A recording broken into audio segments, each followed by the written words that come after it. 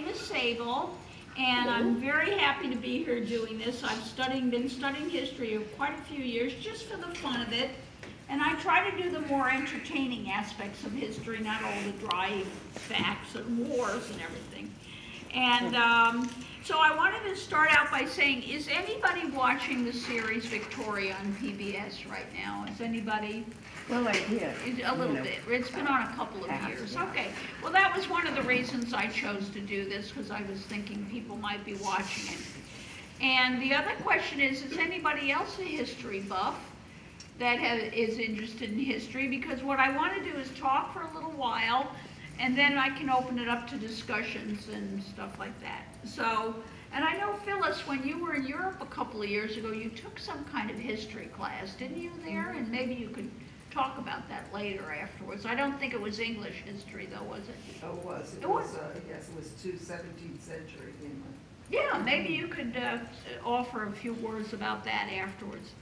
So I want to start out on Queen Victoria, who was the most powerful woman in the world during her time. England had the greatest empire that anyone has ever had in the history of the planet. It was bigger.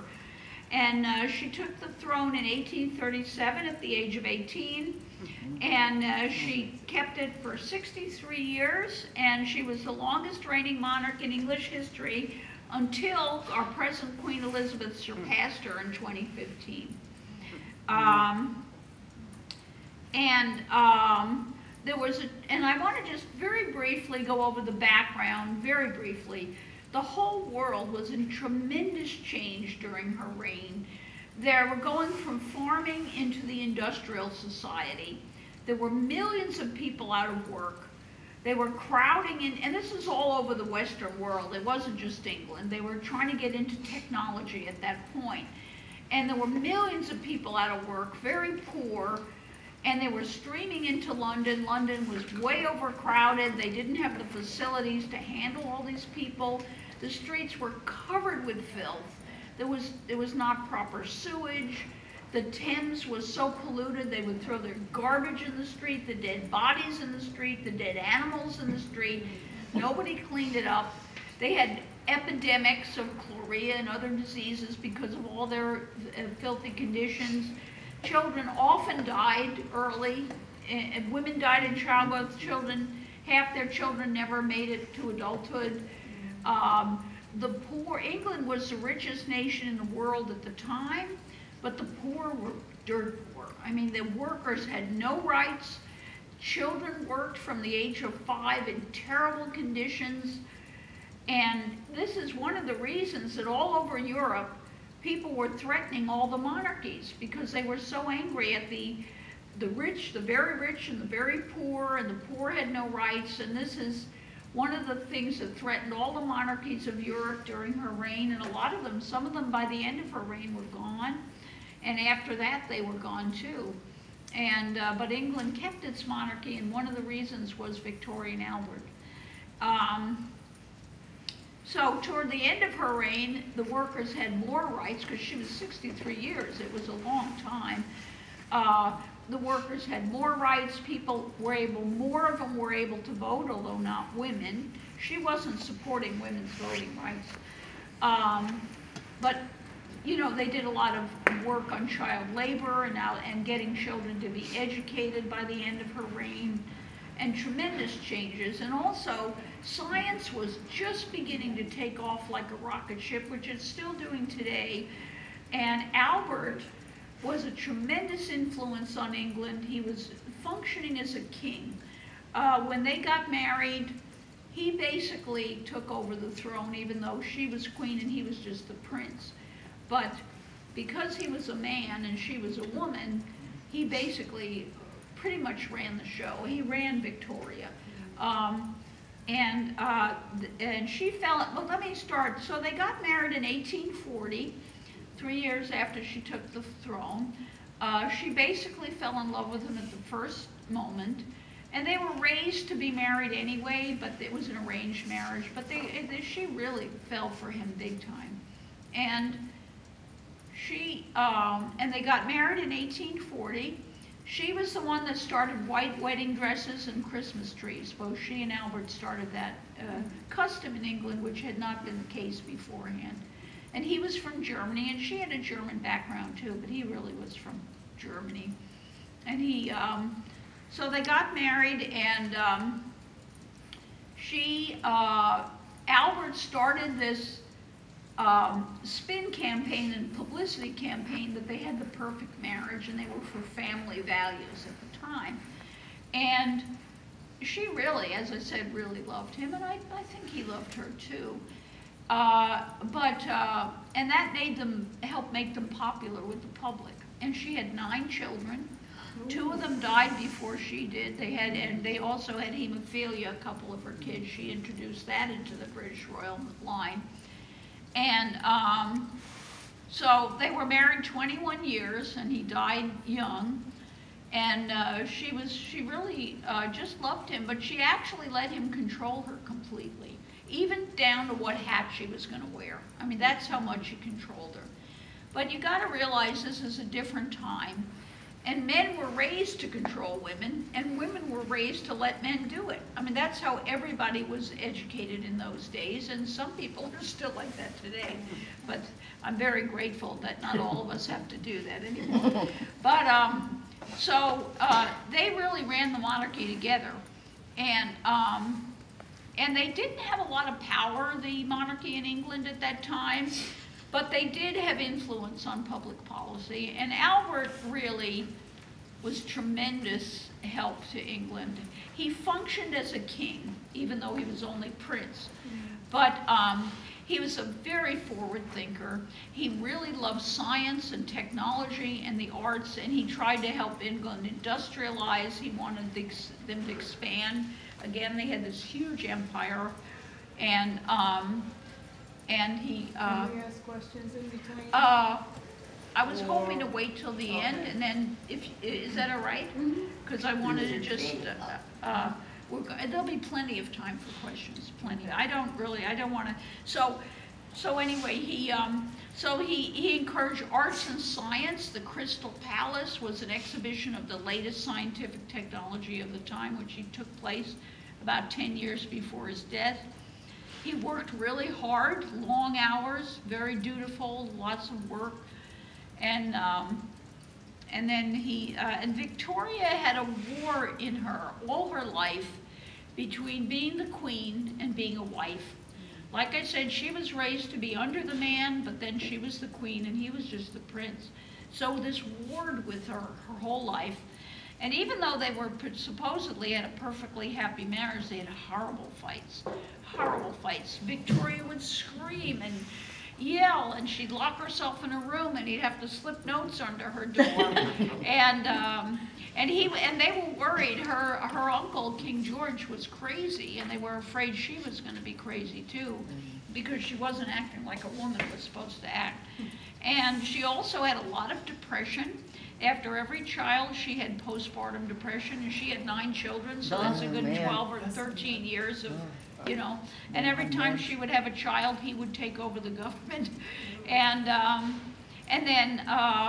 then he died in 1861, and their oldest son, who was Bertie, who was a constant problem with them because I think he was dyslexic, and he didn't learn properly, and they were very frustrated with him because he was going to take over the king when she died. So he was the heir to the throne. And anyway, their oldest son was 19, and he was somewhere else in Europe, and he was consorting with a prostitute. And they completely went crazy, and they said, you know, how dare you? You're being bad. So Albert flew. He didn't fly. He took a carriage to wherever Bertie was, and he was lecturing him on the proper behavior, and they had a long walk in the rain when he was trying to yell at his son and try to get him in line. And after that, they think he got typhoid, and he died at 42. He'd apparently been ill quite a long time before with something. We don't know what, but it was a real shocker when he died at such a young age. And Victoria always blamed her son for it, always the rest of her life. And she went into a severe depression. So she was depressed after every baby, And then she went into a black depression. They were even worried for her sanity afterwards. She became very obsessive about memorials for him and lighting. She kept a lock of his hair. I mean, she went overboard. And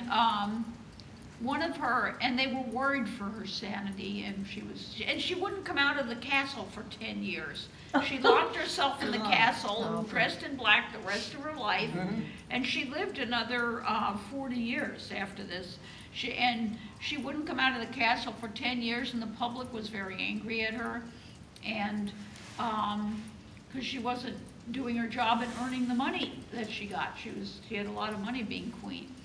So one of her consolations at this point, and this is some of the fun stuff now, was a gardener named Jim Brown, who was a gardener in the castle. There's a movie called Mrs. Brown with Judi Dench about this.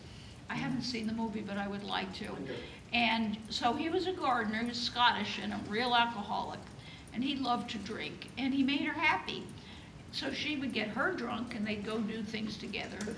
And it helped her deal with her depression after Albert died.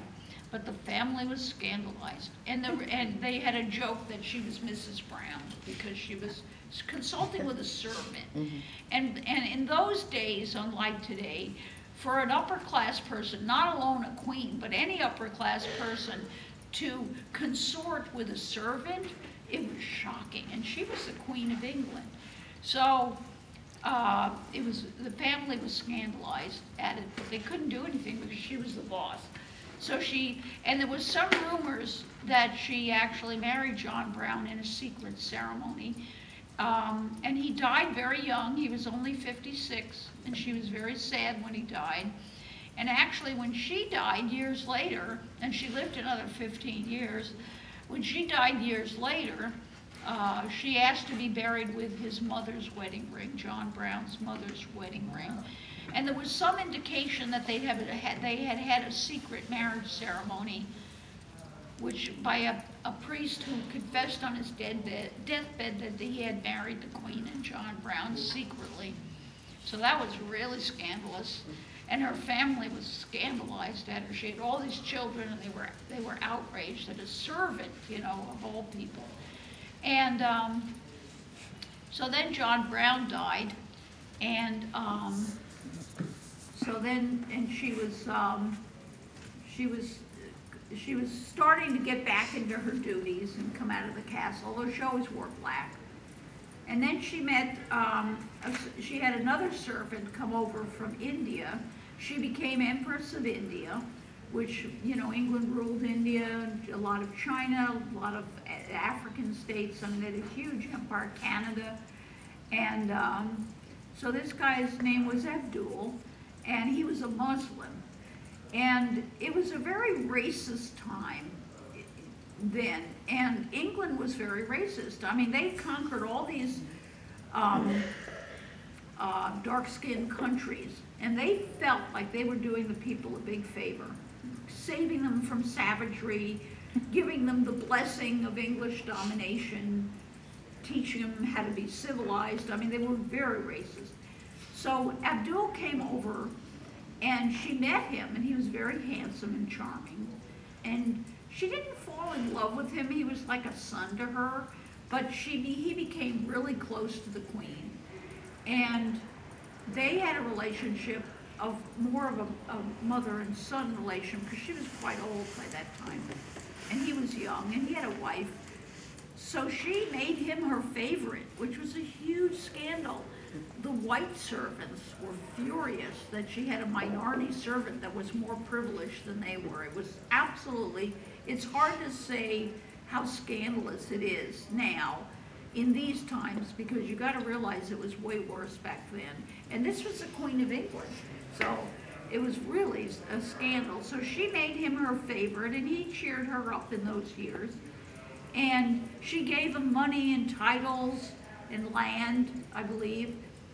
And then she died, and she knew her family would turn against him the minute she was dead. So she tried to leave instructions that he be taken care of, but the family just, They took back all the letters she'd written them. They burned them because they didn't want anybody reading them. And they sent him packing back to India. And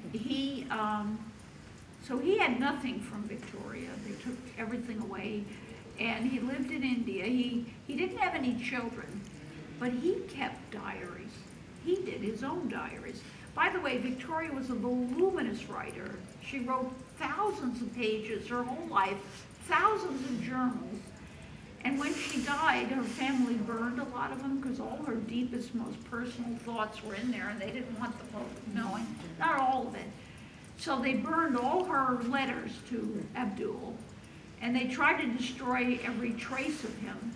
And nobody even realized and knew about him until 2010, when Abdul, who had died, was keeping diaries himself of his times with Victoria, and his family turned in the diaries in 2010, just a few years ago, and that's how they found out about Abdul, what had really happened, which was, 100 years later, practically, more than 100. So, so she died in 1901, and in 1914, of course, we had World War II. Sorry, get them mixed up. World War I. Kaiser Wilhelm was behind that. He was her grandson. Her granddaughter was the Tsarina of Russia, and England was her son Bertie. And Kaiser Wilhelm, who started World War I, said that if Albert and Victoria had still been alive, they probably would not have had World War I. I mean, that's how much influence they would have had, because they called her the grandmama of Europe, because all her children were married to all the royalty of Europe. So she would have not let her grandchildren go to war, and she probably would have stopped World War I, or Albert would have. But they were both gone, and they couldn't do it. And Albert actually stopped the U.S. from getting England from getting into the war with the U.S. right before he died in 1861. England was just about to go to war with the U.S. to try to support the South, and Albert stopped it. And he said, don't go to war with the U.S., we can't do it. And they didn't, and he kept them out of war, and that was one of the last things he did. So, anyway, they did a tremendous amount of good. Victoria, not all of it was the Queen and Albert doing it. The changes took place for many reasons. But just two little more facts. Karl Marx wrote the Communist Manifesto in 1848, right under Victoria's reign. He lived, I think, in London, and that started communism later. And also Charles Darwin wrote The Origin of the Species in the 1800s under Victoria. So that started that whole scientific biology. And communism and all the revolutions took place because the people were so downtrodden that they were furious and they were fighting back. So anyway, so that's about all. You can stop the recording.